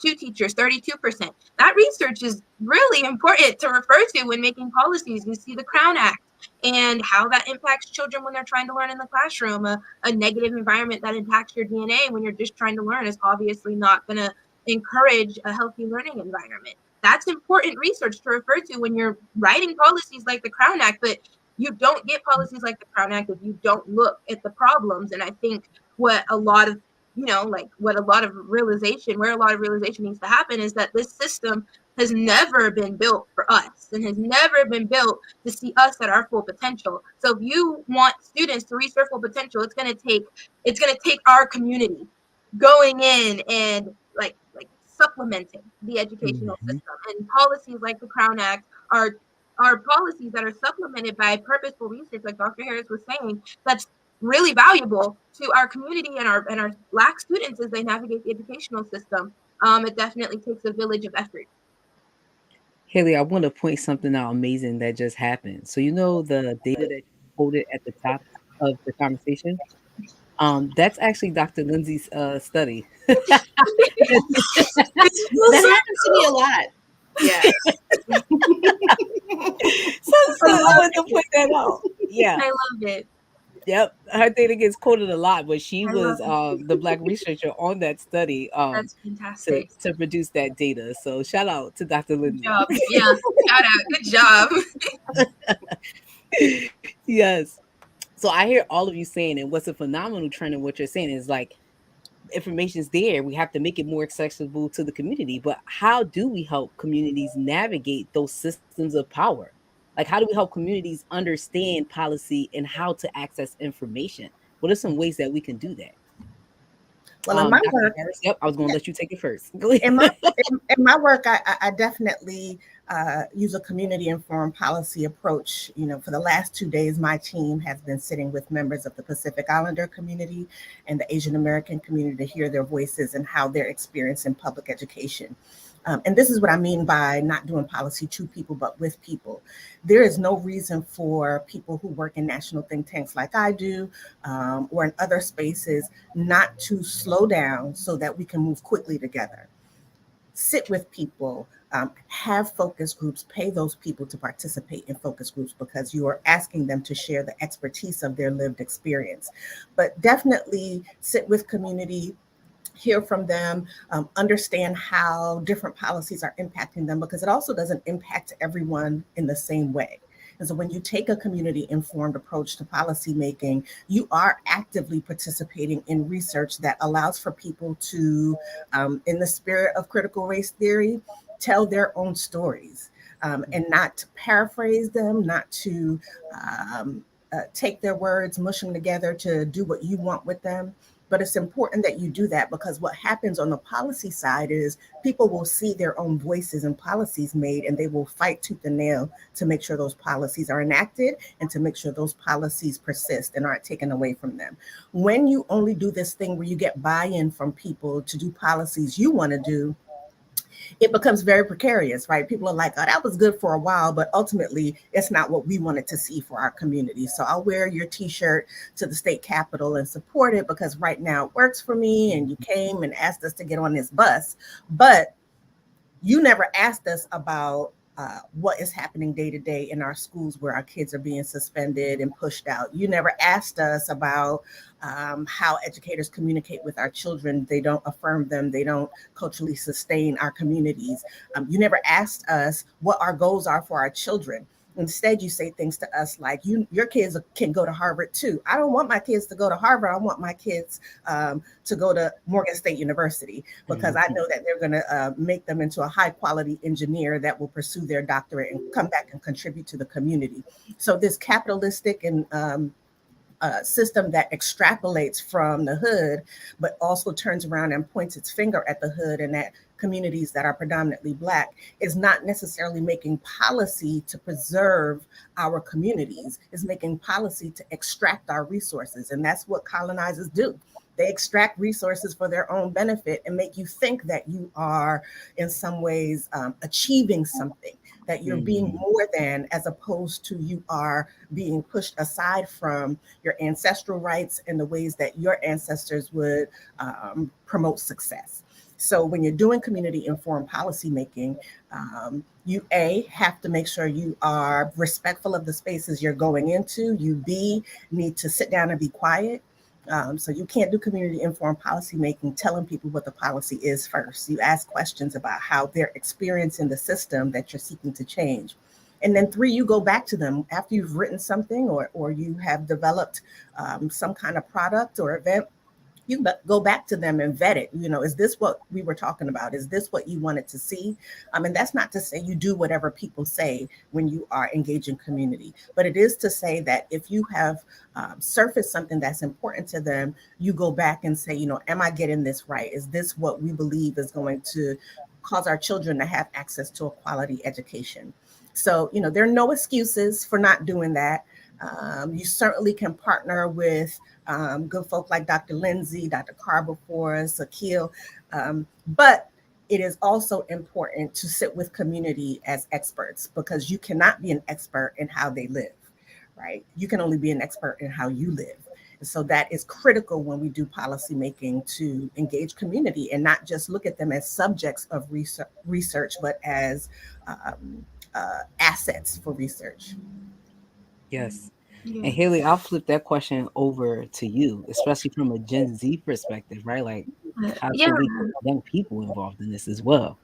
I think that we need to understand and also pass down to the younger generations the importance of not just connecting research to policy, but connecting research to the step before policy and how policies are made. So it's great and good to have like an idea like the Crown Act, but if it just stays as an idea, then obviously it never gets to do what it was like researched and written to do. It takes electing representatives and making sure that we have a diversity in our government, so that way they can push forward this research that we did, and they can push forward these policies based on this research. But it's not just a connection from research to policy, it's a connection from research to people to policy. You need to have the people in the government who are pushing through these policies we came up with this based on this research that we did. And you see, like in Texas, the Crown Act, it never got a floor vote. It was proposed by Representative Bowers, and it never happened. And it's things like that where we need more advocacy, and having more advocacy, using that access to knowledge that we have, that pool of research that we've done, will really help Gen Z, the upcoming generations. You could see it, you can be it, navigate these systems and get our policies that we want in place. Because of course the end goal is to get these policies in place, not just to stop at research, not just to stop at electing officials. Mm-hmm. I mean, and Dr. Lindsay, your thoughts on helping the community navigate understanding policy and accessing information? Yeah, for sure. So, I would echo Dr. Harris's point about some of this is incumbent upon us education policy researchers and folks, right?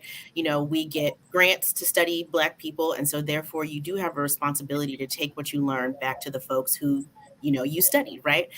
You also should be able to clearly explain things. So the One Black Teacher Study is really cool because it has a really simple message, even though it's a very complicated method in a large sample that took us many years. I spent many summers cleaning the data for that, but it's simple and I can explain it to people. And when whoever invites me to come talk about it, I'll come talk about it, to the extent that I can. So I think there's a huge responsibility on those of us that are in some of these spaces to make sure that the knowledge we're generating gets back to the people where it's important. I think we also have to encourage folks to get involved. So we see so much happening at the school board and local level, and we're just not in the conversation. Mm-hmm. And very often we're reacting to something that's happening rather than sort of pushing for new things that we know are going to help our kids. And so there's a lot of work to do here, but I think a lot of it is sort of incumbent upon us who sort of understand how these spaces work, how evidence work, how research works, it's incumbent upon us to really empower our folks to be able to stand up for themselves. The most important thing I like to do is talk to parents groups, right? Because if the research doesn't make sense to them and it doesn't resonate, then it's kind of all for naught. And so I think we have a lot of work to do in terms of empowering our people to get involved and to really, take a stand in terms of what's happening in your sort of local environment. I love that, how each of y'all kind of threw it back. Like, it's not the people's job. You know what I mean? Yes, the information is there, it can be accessed, but it's my job to go out and research and find and meet people and go where the people are to give this information to the people, especially the concept of, like, if you're going to study these people, don't you think you should go back and tell the folks the results of the Yeah, and study? I'll say that I feel actually really strongly about that, right? Because we get millions of dollars in grants to study folks. And, sometimes you pay research subjects, but many times you don't. And so, very often you say something like, well, years down the road, this might have an impact, but we don't have years down the road. And so you have a responsibility. If you get a multi-million-dollar grant from IAS, you have a responsibility to explain what the results of the research are in real time to the people you are studying, because it's taxpayer dollars, right? Or it's foundation dollars, or whatever the case may be. So there's a tremendous, well, at least I feel a responsibility to sort of get our work out there and really make an impact sort of in real time. Yeah, Dr. Lindsay, if I can add to that, I will also say that, we don't pursue I don't pursue any grant funding without making clear to the funder those dollars will also go to community informed discussions, that we will be paying stipends to people for their time because it's their labor to be with us, that we will be paying community organizations stipends because they're using their capital in the community to help us talk with people. But also, there's something that I say to my staff: listen, I have all these student loans that I would like President Biden to hit my cell phone and talk with me about. I have all these letters behind my name. I tell people my student loans live in a mansion looking over a hill. But what I need for people to do is write in ways that's accessible. When my team send things back to me with a lot of jargon, I kick it back and I say 5th to 7th grade. I have all these degrees and I don't want to read this. So if you are writing for yourself and for the small group of elites who move in policy spaces, you're also not actually trying to promote people's ability to advocate for themselves. So even in education space, we have jargon for everything, social emotional learning. Like, I just want your kids to feel good about themselves and be in a safe space. You ask the average parent what social emotional learning is, they're going to blank stare you. So it's critical for us to also be using language when we write and when we speak that is accessible to people. I, with all my degrees, do not want to read something that I am having to flip through a dictionary or go back to my coursework from when I was in my doctoral program or back in law school to be like, what does this mean? I don't want to do that. So for the average person who's really just trying to work on behalf of their children and their communities, we have to use language that's accessible, but mean, just like Dr. Lindsay said, but mean the things that we need for people to act on or that we would want to support them acting on. Otherwise, it's for naught.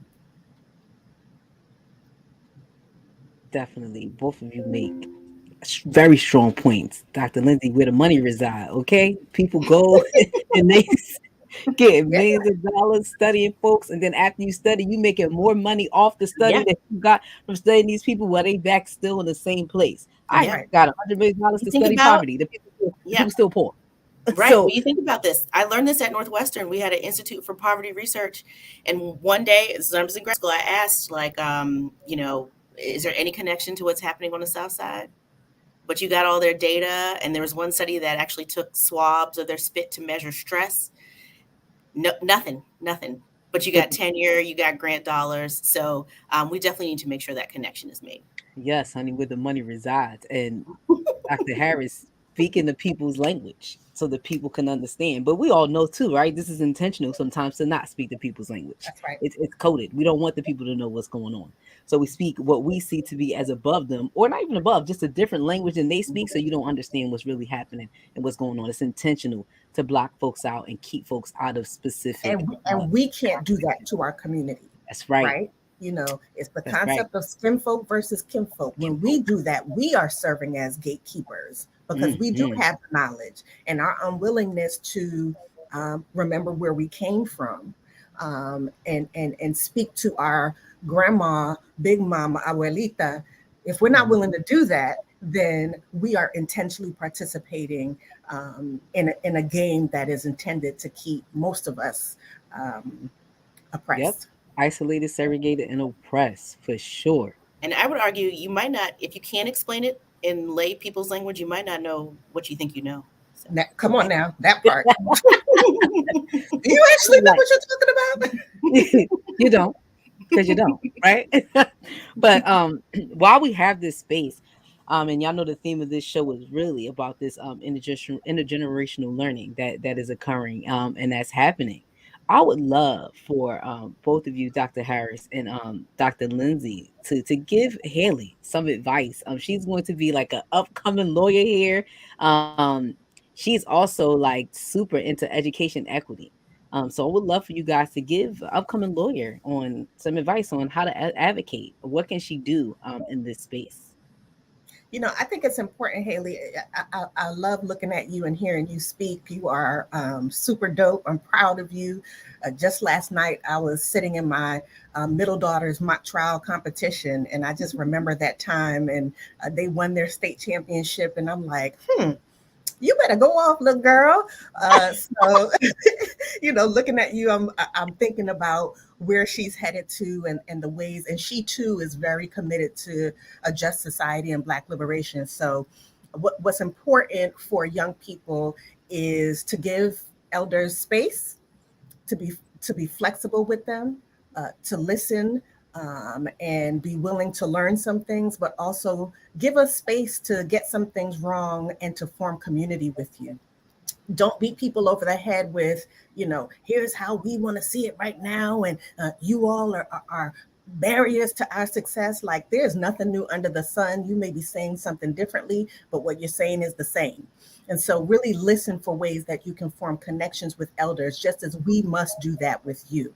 And when it comes to the legal space in particular, you have to be studied, right? You can't just say things that are historically not accurate. You know, when people get frustrated with me when I talk about Brown v. Board, because I say, if you read the decision, the justices were saying that it's impossible for Black children to have a quality education with only Black children. And I reject that outright. But people talk about Brown v. Board as something that is above reproach. And that's not critical thinking. It is important that we use the law to get to the places that we want to be. When we talk about educational equity and people say, well, you know, all education politics are local. Sure, based on the Constitution of the United States. So when you're telling me that children have to wait for their state or local government to make sure they're in a building that's not making them sick, and that the federal government can sit back, that is not the law. The Equal Protection Clause of the 14th Amendment requires the federal government to ensure all students' rights are protected. So you want to make sure you are drawing those linkages, that you're well studied, that you're not at the surface, because you'll be saying things and sound good and building your brand, and people will invite you to speak. But what have you done? Your brand should be about what you've done, not what you tell people you do. So make sure you're studying, make sure you dig deep. I had someone arguing with me about the Crown Act that you were mentioning, saying, you know, we just got our right to wear natural hair. And I'm like, sis, I've been wearing my hair naturally since 1998. I had lots of 15 years, and I showed up as myself in every space. And I was unable to hear anybody who told me otherwise. And so, you know, what they didn't understand, they were trying to cite law, but didn't understand the genesis of what it was, where it was from, or what it was trying to do. Setting aside discrimination is not the same as what rights you have. And I had the right to show up as myself in every space. So you as a lawyer are responsible for making those connections, and particularly a lawyer pursuing equity and justice are responsible for knowing the intricacies so you can make those connections for your peers and for other people, because it's best for you to talk to other Gen Zs, to talk to my little 11th grader in mock trial about how to move forward in ways that might not resonate when it comes from me. Dr. Lindsay? I mean, ditto. I would also say in the policy space, there's really nothing new under the sun. And so it's important to be well-read, like Dr. Harris said, and to also be able to put current sort of events in the context of older policies. So for example, remember when we implemented Common Core, there was a lot of backlash. There was a lot of, hooting and hollering at school board meetings, and it was Obamacare and all that stuff. You can kind of make a connection between that and what's happening now with critical race policy, right? With critical race theory. And so I just think it's important to be able to recognize patterns in education policy, and understanding that really there's nothing new under the sun, even though it takes different forms and formats. And I think as long as you're sort of rooted in, what folks who come before us have done, you should be able to go very far. But also I think I should be taking advice from Haley, because I was not in my third year of law school at 19 years old. So. That is actually the next question. Dr. Lindsay, you segue right into it. I would love for Haley. Haley, can you talk to folks like Dr. Lindsay and Dr. Harris and the positions that they have? How can they do more to connect with your generation to bring about change? I think that they've done fantastic, but people in positions like them that don't really know how to do exactly what you just said. It's really like you said, connecting with that younger generation. Great trees are the way communities succeed. So it's definitely connecting with those older generations, talking to them, getting their pearls of wisdom, because they've navigated this field before, know where the landmines are. They've done the research. So to hand that down is very important. And handing it down at a younger age too, like we said, not just doing research on people, but bringing it back to them, but also younger, because doctors aren't created in medical school. They're created all the way in elementary school, getting exposed to science and math courses, finding their love for STEM and going into that field. You can't do that when a student's already in college and high school. It's too late by then. There's so much that they've already missed, and so much passion that they need to develop for these STEM fields. We need to celebrate our Black teachers like we celebrate Beyonce and LeBron. We need to empower students to go into these fields of STEM and teaching and education and law and business, and not to undermine the entertainment fields, but of course we need representation in all our fields. And this is some pearls of wisdom that I've gotten from my mentors and role models, just like Dr. Lindsay and Dr. Harris, and things that need to be handed down to Gen Alpha, who's now in elementary school and middle school. Gen Z is already in middle school and high school. So like I said, it starts in elementary school. It starts young. So even though, Gen Z is already reaching the age where doctors are created and they're on their way to doctors, and students who are not doctors, this generation has already they're already moving. Time keeps going. How can we use Generation Z, and how can we learn from, how can we use what we've learned from our research on Generation Z to help Generation Alpha escape this cycle, this vicious cycle of education inequity and lack of representation in teacher workforce makes less teachers. So, the lack of representation, if I can't see it, I don't really believe I can do it.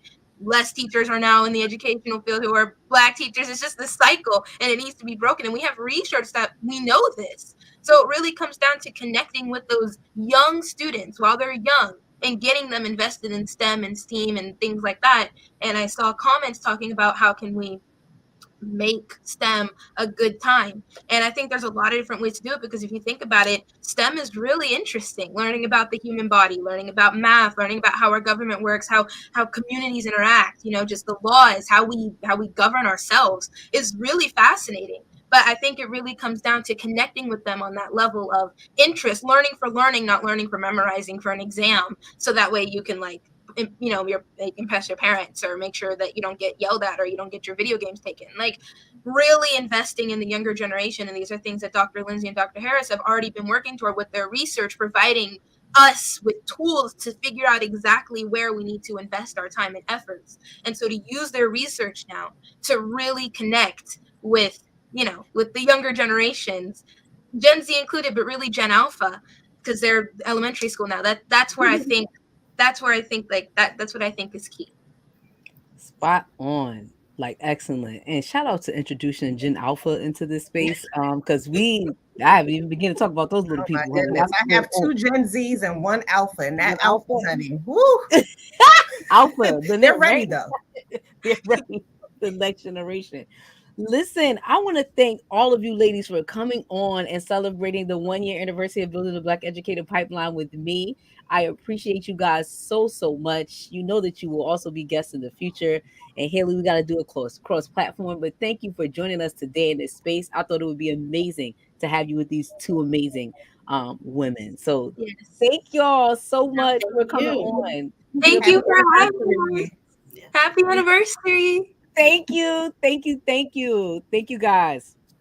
All right, we're going to bring Dr. Carr back on this stage, y'all, to wrap up this show with me. Doc, did you enjoy yourself? That was remarkable. In fact, they had me up and down. I talk about the influence of intellectual work on policy. When we talk about Gen X, Gen Y, Gen Z, Boomers, all of that, all of it from the mind of two writers. This is the book. Generations, the History of America's Future, 1584 to 2069. This is the book that defines everything we just heard in terms of boomers, Gen X, Gen Y, Gen Z. It was published in 1991. This is the problem. This is a main problem we have. Can we see ourselves in time and space? That's a very simple question, but for me, that's in terms of our iteration, our generation's notion of freedom schools, what we were trying to do, what we still try to do. Acquiring skills is important. Listening to that conversation on policy and the relationship. And I was really, really, really certainly reminded by Dr. Harris of the importance of accessibility and all of that work. Never forget that the people who move societies, they don't start with just the experience of people in this moment. They start with the end in mind. It's very important to understand. These two dudes right here started with 2069. And you know what they say? They say every generation in America looks like a generation before it. They draw a distinction. I'll end with this. They draw a distinction between 4 types. So the silent generation, they take it back to the Jeffersonian nation builders. The boomers, they take back to the Civil War period. So when we think we're inventing new language, no. Even when we're saying stuff, we're using a framework that people who want to move us around like checkers designed. This is the difference between intellectual work we have to aspire to and reclaim and what we claim as intellectual work, which is in fact maybe even rearranging deck chairs on the Titanic. I don't know how we break through that though. And I mean that Sister Harris broke it down. There's not a university in the country, including the one I work with, that can free itself, except you must make this decision from the philanthropic industrial complex. If they're giving you money, they've got the end in mind. You might think that's your study, but they're collecting data. They're collecting data. Dr. Lindsay, she said they had swabs. Come on. Collecting data while people are collecting dollars. While people are collecting dollars. Oh, and finally, I will say this about that too, because I was talking to I have a new friend, Maribel Mobley. She just wrote a book called White Philanthropy, where she looks at the history of the Carnegie Foundation and how they had a plan for global white supremacy. They were running studies in Africa. Then they get this Swedish dude, Gunnar Myrdal, to come over to the United States using Black scholars, W.B. Du Bois, E. Franklin Frazier, Ralph Bunche, and he puts together this massive volume called An American Dilemma. But their whole plan is, how do we extend white supremacy past the 1940s and the post-World War II era into the future?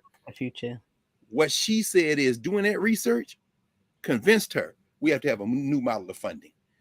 Yes. Mutual aid is one thing. In other words, these communities Dr. Harris was talking about, you know, they may not have a lot of money, but they got a nickel or two. Help us fund this study so we can cut these philanthropists out the loop. And what else can we do to the communities? Guess what? Bang on the state legislature, bang on the city council, bang on the federal government. Why? That's your tax dollars.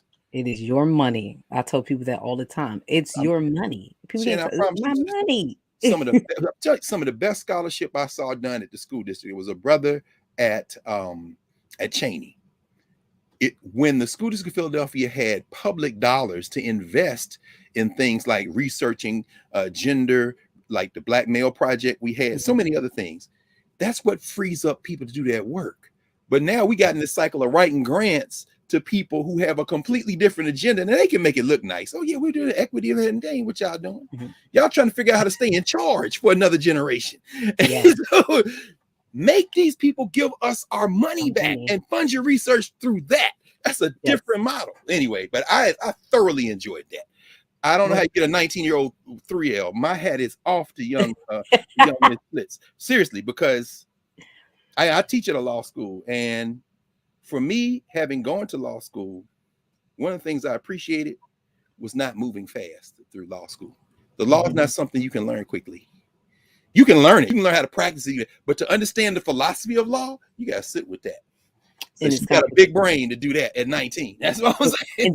In the third year. And again, sister is an author, a public speaker. I mean, doing major things. No question. Major things. Beautiful. What I will say about today, about this 1 year anniversary, I just thought about like the coordination of everybody coming on and being able to give their time. Like, I don't know if this is something that could have been this impactful in person, meaning like, hey, can you just come fly in to do, you know what I'm saying? So to be able to have these type of folks and doing this kind of work in the spaces and having them all in one space to talk about how we can build the Black Educator pipeline and the impact of education, I think it's just been an amazing experience for me today. And as always, it's like, I'm just humbled, child. Like, to have this opportunity to host this show and do this, but to have so many people come and support and drop these gems, I'm humbled by the experience. Well, let's say this, because you would never say it, and that's what makes one of the reasons it makes you such a gift. Because in many ways, humility is the mark of a master teacher. The person who removes himself from the space, but make no mistake about it. And shout out to Josh and people at Citizen Ed and all the people at the center, everybody, Brother Elmeki, everyone. But let's be very clear. You called us. So let's just say that in a moment when we are facing so much in the world, trust, faith, belief, born from experience is what allows us to build community. And so we all trust you. We all believe in you. We've all seen the work that you do. And people like that find each other. But make no mistake about it, today is possible because of you. So I want to thank you and congratulate you on your anniversary. And just know that this is just the beginning. And by this time next year, they're gonna have to come up with another server. It's gonna be so many people watching and engaged, because you're right. COVID is a disease that we have faced, and it has been tragic. People have lost their lives, become ancestors, and at the same time, it has enabled a form of self-liberating, self-determining interaction that we wouldn't have embraced this fully unless we were forced to. So all the money you saved on planes and hotels and had to go scrape for money, plow all that money into the research Drs. Harris and Lindsay were talking about, because you had the money. Yes, they got the money. You had the money because we would have been together. So take all that plane and hotel money and give it to Lindsay Harris and all them two, all the people who think like that, and let's fund our own liberation, because our open enemies are funding it so they can figure out how to stay 2 steps in front of us. For sure. Without a doubt. For sure. But you're right, Doc. I just want to thank you. I want to thank everybody. I'm gonna take this time real quick just to shout people out, like Citizens Ed, Brightbeam, Josh, Class, for all the support and allowing us to partner on this network. Yes. Josh Brown from the center, who is like the lead on this project, and like y'all see me out here doing the speaking, but this brother gets me together. JBs, that's who we are. Josh Brown and also Kiasha Tyson, our logistics manager. So the thousands of emails that you folks are getting to come on the show, are coordinated by her. And of course, shout out to our CEO, Sharif Elmeki, who believed in me and offered me this opportunity to be able to be on this platform. And last but definitely not least, our supporters. The people out there who watch us and support us every single week. This would not be possible without your love and without your support. And I appreciate all of you. And I hope that we're going to keep bringing you dope content for years to come, and dope people who are in the work, talking to real people in the real struggle, doing the real work. So just a major thank you for everybody who joined us for our 1 year anniversary show. I'm just so appreciative. And share this with folks. Yes. Share this. It's being recorded. Share it, please. People need to see this. Definitely will. And again, like if you're out there, some of you have already liked and commented, but please share this. And feel free. I've already had people who use pieces of this this podcast as professional development, right? Come Who on cut it now. up and use it. And it ain't about me. It's about the people that we're bringing on your screen. Folks like Dr. Carr who are dropping gems for you guys. So yeah, feel free to use it, cut it up, share it, do what you like. No question. This content is for y'all, it's for the people. So No thank question. you. But Doc, I appreciate you coming through. We are going to get out of here, brother. We did 2 hours today. This is work. We love you. We love you. This ain't like Abbott Elementary. That's a show. This is real life. It's real life. Congratulations. Deuces. Thank you. All right, everybody. We will still be back. We'll see you same time, same place next week, everybody. Thanks for joining Building the Black Educator Pipeline. Peace, y'all.